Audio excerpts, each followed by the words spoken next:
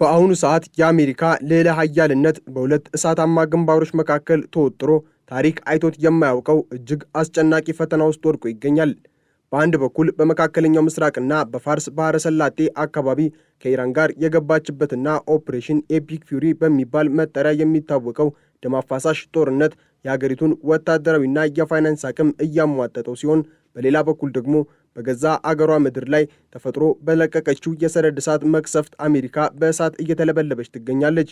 ይህ በምዕራብ አሜሪካ ግዛቶች ላይ የተቃጣው የተፈጥሮ ቁጣ ሀገሪቱን ከመከላከል አቅሟ በላይ እያደረጋት ዜጎቿን ለታላቅ ስደትና እልቂት እየዳረጋቸው ይገኛል።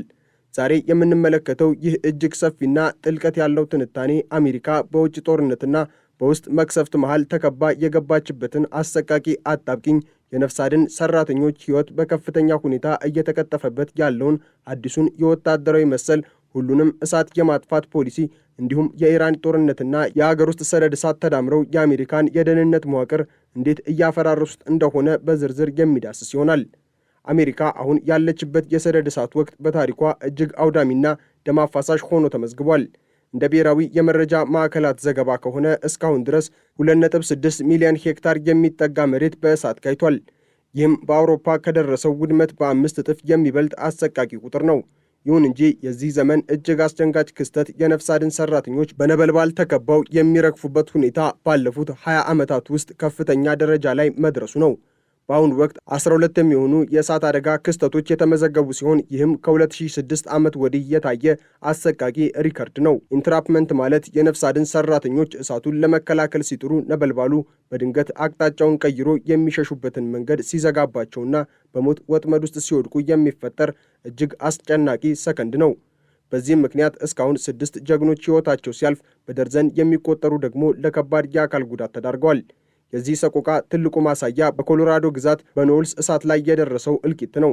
ሐምሌ 1 ቀን 5 የፌዴራል የነፍስ አድን ሰራተኞች በሄሊኮፕተር ተጓጉዘው እሳቱን ለመከላከል ሲጥሩ ነበልባሉ ከየአቅጣጫው ከቦ ረሸናቸው። 4ቱ ሰራተኞች በዚያው ቅጽበት ሕይወታቸው ሲያልፍ፣ አንደኛው ደግሞ በመላው አካሉ ላይ በደረሰበት ከፍተኛ የቃጠሎ ጉዳት በሞትና በሕይወት መካከል ይገኛል። ይህም ባለፉት 13 ዓመታት ውስጥ በነፍስ አድን ሰራተኞች ላይ የደረሰ እጅግ አውዳሚው አደጋ ሆኖ ተመዝግቧል። በዩታህ ግዛትም በተመሳሳይ ሁኔታ 2 አብራሪዎች እሳቱን ለመከላከል በሚያደርጉት ጥረት ሄሊኮፕተራቸው ተከስክሶ ሕይወታቸው አልፏል። እነዚህ ጀግኖች የወደቁት ለዜጎቻቸው ደህንነት ሲሉ ቢሆንም የትራምፕ አስተዳደር የሚከተለው አዲሱ ፖሊሲ ግን ለሞታቸው ዋነኛ ሰበብ ተደርጎም እየተወሰደ ነው። እዚህ ላይ ነው እንግዲህ የፖለቲካውና የወታደራዊ ስሌት ፍጥጫ የሚጀምረው።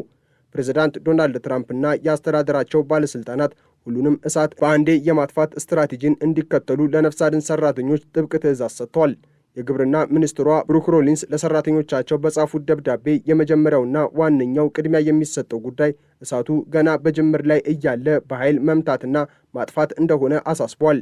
ሆኖም ግን የዘርፉ ባለሙያዎችና ነባር ፋየር ፋይተሮች ይህንን ፖሊሲ የከሸፈና አደገኛ ሲሉ ነቅፈውታል። ባለሙያዎቹ እንደሚሉት ተፈጥሮ በከፍተኛ ድርቅና ኃይለኛ ነፋስ በታመሰችበት በዚህ ወቅት ሁሉንም እሳት በአንዴ ለማጥፋት መሞከር የሰራተኞችን ሕይወት ለገሃነም እሳት አሳልፎ መስጠት ነው።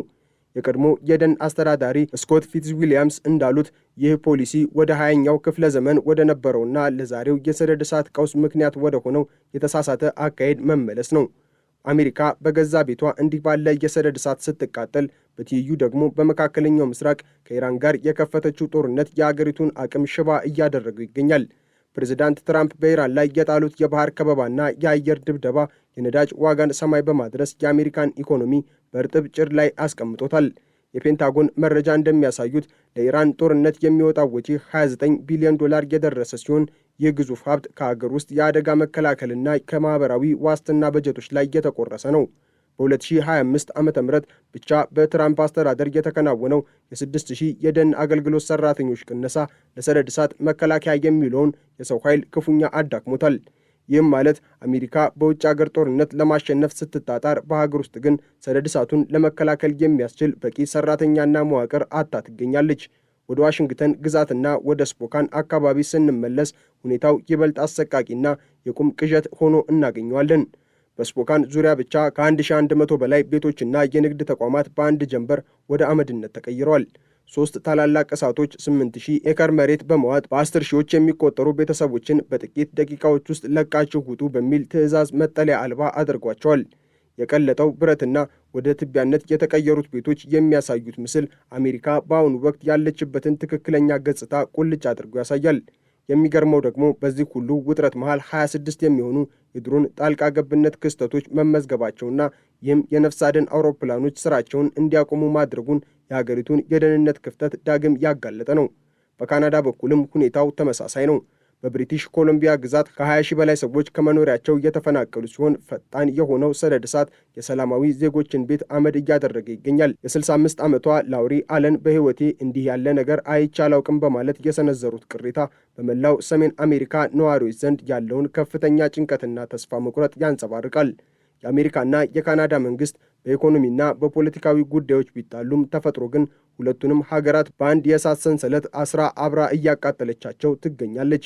የመካከለኛው ምስራቅ ፍጥጫና የሀገር ውስጥ ሰደድ እሳት ተዳምረው በአሜሪካ ላይ የደቀኑት አደጋ እጅግ የረቀቀ ነው። ፕሬዝዳንት ትራምፕ በሆርሙዝ የባህር ሰርጥ ላይ የብረት ግንብ ገንብቻለሁ ቢሉም በገዛ አገራቸው ግን የሰደድ እሳት ግንቡን ጥሶ ወደ ዜጎች መኝታ ቤት ዘልቆ ገብቷል። አሜሪካ በኢራን ላይ የምታሳየው ጡንቻ በሀገር ውስጥ ለሚነደው እሳት መፍትሄ ሊሆን አልቻለም። ይልቁንም የጦርነቱ ወጪና የነዳጅ ዋጋ መናር የአገሪቱን ጽናት እየፈተነው ይገኛል። የኢራን ባለስልጣናት ጦርነቱን ትራምፕ ስልጣን እስከሚለቁ ድረስ እናራዝመዋለን በማለት የሰነዘሩት ማስጠንቀቂያ አሜሪካ በሁለት ግንባር ማለትም በውጭ ጦርነትና በውስጥ መክሰፍት ወጥራ ለመያዝ ያቀዱት ስልት አካል ይመስላል። በዚህ እጅግ አሳሳቢና የምዕራብ አሜሪካን ግዛቶች ወደ አመድነት እየቀየረ ባለው መክሰፍት ዙሪያ በቀጣይ የሚጠበቁት የአደጋ ስጋቶችና የፖለቲካ ውጥረቶች አገሪቱን ወደማይታወቅ የታሪክ አዘቅት ውስጥ ሊከቷት እንደሚችሉ ወታደራዊና የአካባቢ ጥበቃ ባለሙያዎች እያስጠነቀቁ ይገኛሉ። አሜሪካ አሁን ያለችበት ሁኔታ የመጨረሻው የማስጠንቀቂያ ደውል ነው። ምክንያቱም ተፈጥሮ በአንድ በኩል፣ የትራምፕ የአስተዳደር ፖሊሲዎች ደግሞ በሌላ በኩል ሆነው አገሪቱን ከውስጥ እየበሏት ነው።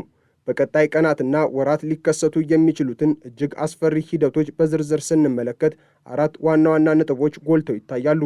በመጀመሪያ ደረጃ በቀጣይ የሚጠበቀው ትልቁ ስጋት የነፍስ አድን ስርዓቱ ፍጹም መፈራረስ ነው። በአሁኑ ወቅት የነፍስ አድን ሰራተኞች በነበልባል ተከበው የሚረግፉበት መጠን ባለፉት 20 ዓመታት ታይቶ በማይታወቅ ሁኔታ መጨመሩ በሰራተኞች ዘንድ ታላቅ ተስፋ መቁረጥን ፈጥሯል። የትራምፕ አስተዳደር ሁሉንም እሳት በአንዴ አጥፉ የሚል ግትር ትዕዛዝና በተቃራኒው በደን አገልግሎት ላይ የተደረገው የ6000 ሰራተኞች ቅነሳ በቀጣይ ሳምንት የሰራተኞች አድማ ወይንም የሥራ መልቀቅ ማዕበል ሊያስነሳ ይችላል የሚል ስጋትም አለ። በኮሎራዶ የኖልስ እሳት ላይ 4 ጀግኖች በአንዴ መቃጠላቸው ሌሎች ሰራተኞች ወደ አደገኛ ግንባሮች ለመሄድ እንዲያቅማሙ እያደረጋቸው ነው። ይህ ደግሞ እሳቱ ያለ አንዳች ጋሬጣ ወደ ከተሞች እንዲስፋፋና በስፖካን የታየው የ1100 ቤቶች የመውደም ሰቆቃ በሌሎች ከተሞችም እንዲደገም በር ይከፍታል። ሁለተኛውና የዓለምን ጂኦፖለቲካ የሚፈትነው ስጋት የውጭ ጦርነትና የሀገር ውስጥ መክሰፍት መላተም ነው። የአሜሪካና ኢራን ጦርነት በቀን በሚሊዮኖች የሚቆጠር ዶላር እየበላ ባለበት በዚህ ወቅት አገሪቱ ለሰደድ እሳት መከላከያ የሚሆን በቂ የአየር ታንከሮችና ሄሊኮፕተሮች እጥረት እየገጠማት ነው። በቀጣይ የሚጠበቀው አስፈሪ እውነታ የአሜሪካ ጦር ኃይል በመካከለኛው ምስራቅ ለከፈተው ኦፕሬሽን ኤፒክ ፊውሪ ሲል የአገር ውስጥ የአደጋ መከላከያ መሳሪያዎችን ወደ ጦር ግንባር ሊያዛውር ይችላል የሚለው ግምት ነው። ይህ ከሆነ ግን የምዕራብ አሜሪካ ግዛቶች ለተፈጥሮ ቁጣ ፍጹም ተጋላጭ ሆነው ይቀራሉ። የኢራን ባለስልጣናት ጦርነቱን ትራምፕ እስኪወርድ እናራዝመዋለን ማለታቸውም አሜሪካን በሁለት ግንባር አድክሞ ለኢኮኖሚ ውድቀት የመዳረግ ስልታዊ እቅድ መሆኑን ያረጋግጣል። ሶስተኛው በቀጣይ የሚጠበቀው ነጥብ የአየር ንብረት ስደተኞችና የማህበራዊ ዋስትና መናጋት ነው። በዋሽንግተን በዩታና በኦሪገን ግዛቶች በመቶ ሺዎች የሚቆጠሩ ዜጎች ከመኖሪያቸው መፈናቀላቸው አገሪቱን ወደ አዲስ ማህበራዊ ቀውስ እየገፋት ነው። በቀጣይ ወራት በሺዎች የሚቆጠሩ አሜሪካውያን ወደ ነበረበት መመለስ የማይቻል ውድመት ገጥሟቸዋል። በገዛ አገራቸው መጠለያ አልባ ስደተኞች ሊሆኑም ይችላሉ። የነዳጅ ዋጋ መናርና የኢንሹራንስ ኩባንያዎች በእሳት አደጋ ቀጠናዎች ለሚገኙ ቤቶች ዋስትና ለመስጠት ማመንታታቸው የሪል ስቴት ገበያውን በማፍረስ የአሜሪካን የኢኮኖሚ አከርካሪ ሊሰብረው ይችላል። ይህ ደግሞ በመጪው የኖቬምበር ምርጫ በትራምፕ አስተዳደር ላይ የሚነሳውን ህዝባዊ ቁጣ ወደ ለየለት ሁከት ሊቀይረው ይችላል። በቀጣይ የሚጠበቀው ትልቁ የአካባቢ ስጋት የምጽአት ቀን ሰደድ እሳት መከሰት ነው። የሳይንስ ሊቃውንት እንደሚሉት አሁን ያለው ከፍተኛ ሙቀትና የ10 ዓመታት ድርቅ ተዳምረው እሳቱ ከአንድ ግዛት ወደ ሌላ ግዛት በሰከንዶች ውስጥ የሚሸጋገርበትን አቅም ሰጥተውታል። በቀጣይ ቀናት በዋሽንግተን ግዛት የታየው 15 ታላላቅ እሳቶች በአንድ ጊዜ የመቀጣጠል አዝማሚያ ወደ ሌሎች 10 የምዕራባዊ ግዛቶች ሊዛመት ይችላል። ይህም ማለት አሜሪካ በታሪኳ አይታው የማታውቀውን ሁለንተናዊ ቃጠሎ ልታስተናግድ ትችላለች። በስፖካን የታየው የቀለጡ ተሽከርካሪዎችና ወደ አመድነት የተቀየሩ መንደሮች ምስል ለቀሪዋ አሜሪካ የወደፊት ዕጣ ፈንታ አስቀድሞ የታየ አስፈሪ ትርኢት ሊሆን ይችላል። አሜሪካ አሁን ያለችበት ሁኔታ በእሳት አዙሪት ውስጥ ነው። ፕሬዚዳንት ዶናልድ ትራምፕ በሆርሙዝ ሰርጥ ላይ የብረት ግንብ ቢገነቡም በገዛ አገራቸው ግን የተፈጥሮ ነበልባልን ግንቡን ሰብሮ ገብቷል። በቀጣይ ቀናት የሚሰማው ዜና ወይ አሜሪካ ከኢራን ጋር የሰላም ስምምነት አድርጋ ትኩረቷን ወደ አገር ውስጥ መመለሷን፣ ካልሆነም ደግሞ የውጭ ጦርነትን የውስጡ ቃጠሎ ተዳምረው አገሪቱን ከዓለም የበላይነት ማማ ላይ ሲያወርዷት የሚገልጽ ይሆናል። አሜሪካ አሁን ያለችበት ሁኔታ በእሳት ላይ የመራመድ ያህል አደገኛ ነው። የሰደድ እሳቱ ድግግሞሽና የነፍስ አድን ሰራተኞች መርገፍ አገሪቱ ከምትመካበት ወታደራዊ ኃይል ይልቅ ተፈጥሮ ምን ያህል የበላይ እንደሆነች ዳግመኛ አስመስክሯል። በቀጣይ ቀናት የሚሰማው ዜና ወይን የእሳቱን መገታት ብስራት ካልሆነ ደግሞ መላው ምዕራብ አሜሪካ ወደ መቃብርነት የሚለውጠውን ታላቅ ውድመት የሚገልጽ ይሆናል። የባሩድ ሽታው ከጦር ሜዳ ወጥቶ ወደ ዋሽንግተን አደባባዮች ዘልቆ እንደገባ ሁሉ የሰደድ እሳቱም እያንዳንዱን የአሜሪካን ቤት እያንኳኳ ይገኛል። ፕሬዝዳንት ትራምፕ የሰላም ስምምነቱን በመፈረም አሜሪካን ከውጭ ጦርነት ይታደጉ ይሆን ወይንስ የአገር ውስጥ እሳት አገሪቱን ከዓለም የበላይነት ማማ ላይ ያወርዳት ይሆን? ውጤቱን በቀጣይ ጥቂት ሳምንታት ውስጥ የምናየው ይሆናል።